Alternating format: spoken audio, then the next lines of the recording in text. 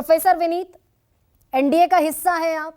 NDA के बहुत सारे और घटक दल हैं, ओम प्रकाश राजभर, अनुप्रिया पटेल, सब खुले तौर पर जातिगत जनगणना की वकालत कर रहे हैं।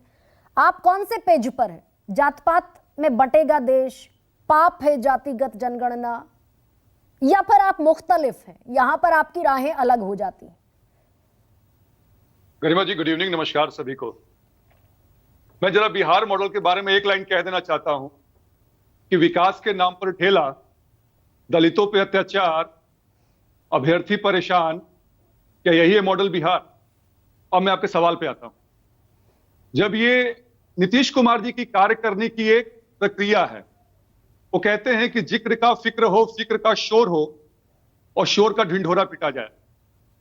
जब ये जातीय गणना की बात हुई थी तो हमारी पार्टी लोजपा रामविलास और चिराग पासवान ने इसका समर्थन किया था, पर हमें यह नहीं मालूम था कि 500 करोड़ रुपया बीमारू प्रदेश का डालने के बाद जो डेटा आएगा वो मनगढ़ंत आएगा, फर्जी आएगा, जिसके बारे में बीजेपी के प्रतिनिधि ने कह दिया कि हर तबके से सवाल उठ रहा है। मैं कुछ बात बताना चाहता हूं। अगर गरिमा जी सामाजिक और आर्थिक सर्वेक्षण की बात करके अगर आप सामाजिक डेटा केवल रिलीज करते हैं और कहते हैं कि आर्थिक डेटा जो है वो विधानसभा के विंटर सेशन के पहले आएगा, जो कि 2 महीने के बाद है, तो उसका तात्पर्य क्या है, उसका आशय क्या है? नहीं, यही है कि समाज।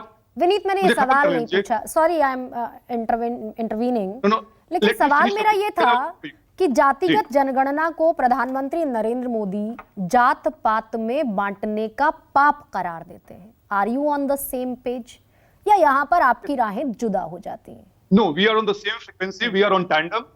रीजन क्या है बताते हैं गरिमा जी, कि अगर जातीय गणना आप करवा रहे हैं गरीबों का अपलिफ्टमेंट के लिए, उनको अंतिम मैदान से मुख्य धारा में लाने के लिए, तब तो आपके साथ हैं।